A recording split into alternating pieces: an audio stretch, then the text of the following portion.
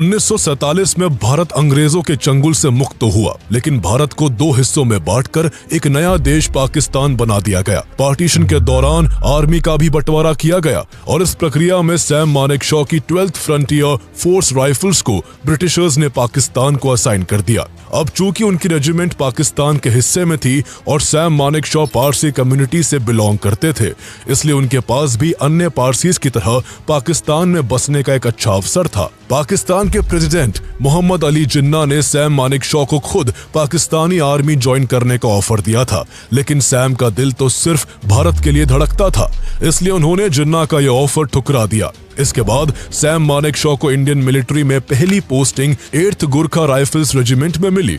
Sam Manekshaw की personality इतनी शानदार थी कि वो सेना में बहुत बड़े पद पर रहते हुए भी बिना किसी भेदभाव के सेना के हर ओहदे के सैनिक के टच में रहते थे। उन्हें सबके साथ घुल मिलकर रहना काफी पसंद था। ऐसे ही एक बार वो 8th गुरखा राइफल्स रेजिमेंट के एक सेंट्री से बात करने लगे। उन्होंने उससे पूछा, तुम्हारा नाम क्या है? इस पर सेंट्री ने जवाब दिया, हरका बहादुर गुरुंग।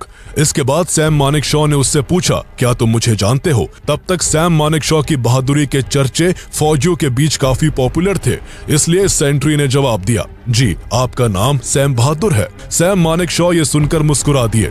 तब से ही सैम मानेकशॉ को सैम बहादुर के नाम से जाना जाने लगा। सैम मानेकशॉ का उस दौरान एक डायलॉग काफी फेमस था कि अगर कोई ये कहता है कि उसे मौत से डर नहीं लगता है तो या तो वो झूठ बोल रहा है या फिर वो गुरखा रेजिमेंट का सिपाही है।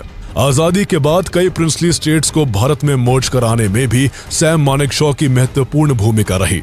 होम मिनिस्टर सरदार वल्लभ भाई पटेल उन पर काफी भरोसा करते थे। कश्मीर मर्जर और हैदराबाद एनेक्सेशन के दौरान उन्होंने एक आर्मी ऑफिसर के रूप में गवर्नमेंट को कई वैल्यूएबल सजेशंस दिए थे। इसके अलावा जब पाकिस्तान के हमले के बाद कश्मीर में सीज फायर लाइन स्थापित करने के लिए दोनों देशों के बीच कराची कॉन्फ्रेंस हुई तो इंडियन गवर्नमेंट ने इसकी जिम्मेदारी 3 मिलिट्री ऑफिसर्स को सौंपी थी, जिनमें सैम मानेकशॉ भी शामिल थे। उनकी वॉर टैक्टिक्स, इंटेलिजेंस अंडरस्टैंडिंग और लीडरशिप क्वालिटी को देखते हुए 1952 में उन्हें कर्नल के पद पर प्रमोट कर दिया गया। 5 साल तक इंडियन आर्मी में कर्नल के पद पर रहते हुए शानदार काम करने के बाद साल 1957 में उन्हें हायर कमांड ट्रेनिंग के लिए इंपीरियल डिफेंस कॉलेज लंदन भेजा गया।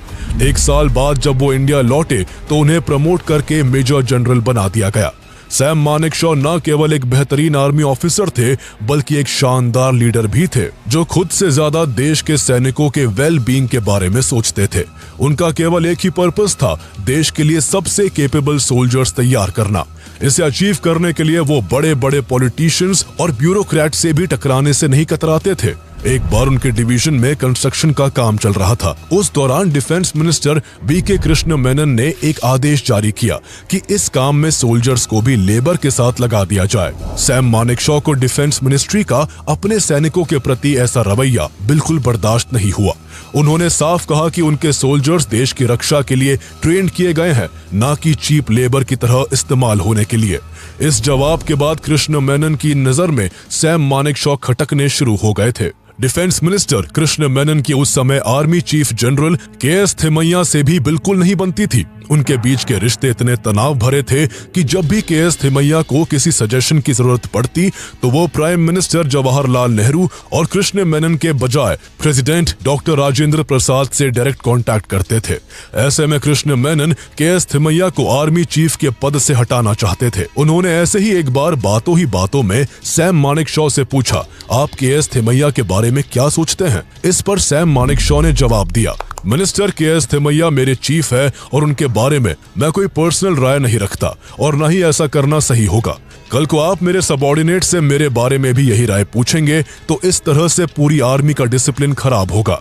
इसलिए गुजारिश है कि भविष्य में आप इस तरह के सवाल किसी भी आर्मी ऑफिसर से ना करें। सैम मानेकशॉ से ऐसी बातें सुनकर डिफेंस मिनिस्टर कृष्ण मेनन चिढ़ गए और उन्होंने कहा, अंग्रेजों वाली सोच बदलो, मैं चाहूं तो के.एस. थिमैया को हटा भी सकता हूं।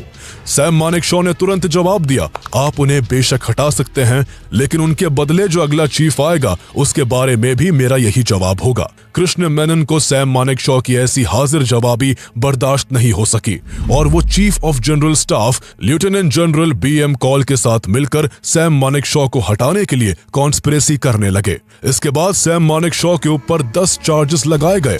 उन पर इंडिया से ज्यादा ब्रिटिश क्वीन के लिए लॉयल होने, आजादी के बाद भी अपने ऑफिस में रॉबर्ट क्लाइव और वॉरेन हेस्टिंग्स की फोटो लगाने, पैसों का हेर फेर करने, छत्रपति शिवाजी महाराज को अपमानित करने और शादी के बाद भी दूसरी लड़कियों से अवैध संबंध रखने जैसे गंभीर आरोप लगाए गए थे।